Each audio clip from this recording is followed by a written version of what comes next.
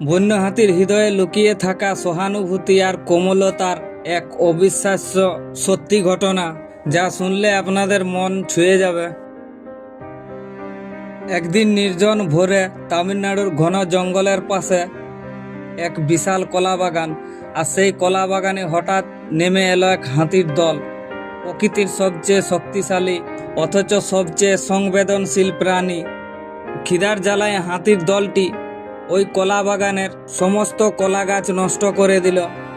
প্রায় 200-রও বেশি ওই বাগানে কলা গাছ ছিল, কিন্তু সেই ধ্বংসস্তূপের মাঝেও দাঁড়িয়েছিল একটি মাত্র কলা গাছ, যা অটুট এবং অক্ষত ছিল। হাতিরা ওই গাছটাকে দেখেও ওই গাছটির কোনো ক্ষতি করেনি। কেন জানেন? কারণ সেই গাছের পাতার আড়ালে লুকিয়েছিল একটি ছোট্ট পাখির বাসা, আর তার ভিতরে ছিল কয়েকটি নবজাতক পাখির বাচ্চা।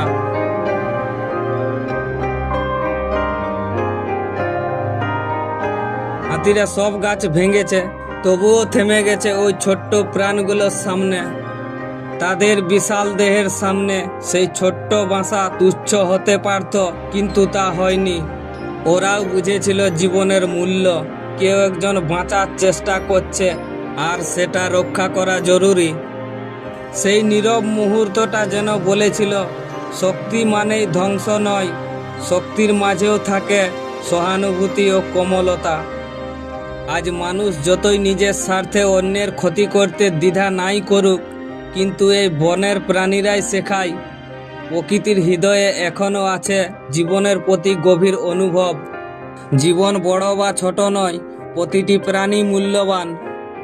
আমরা মানুষ, আমরাই পৃথিবীর শ্রেষ্ঠ জীব। সহানুভূতি, বুদ্ধি, নীতি সব কিছু থাকা সত্ত্বেও অনেক সময় ছোট্ট জীবনের মূল্য বুঝে উঠতে পারি না। অথচ সেই বনের হাতিরাই আমাদের শিখিয়ে গেল প্রতিটি প্রাণী মূল্যবান।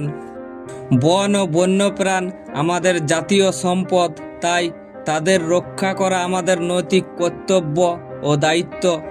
তো সকলের কাছে বিশেষ অনুরোধ, প্রকৃতিকে ভালোবাসুন আর প্রকৃতিকে রক্ষা করুন।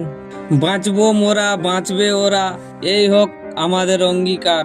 তো এখনো পর্যন্ত যারা যারা ভিডিওটি দেখছেন, তাদের কাছে একটা বিশেষ অনুরোধ, ভিডিওটি অবশ্যই শেয়ার করবেন।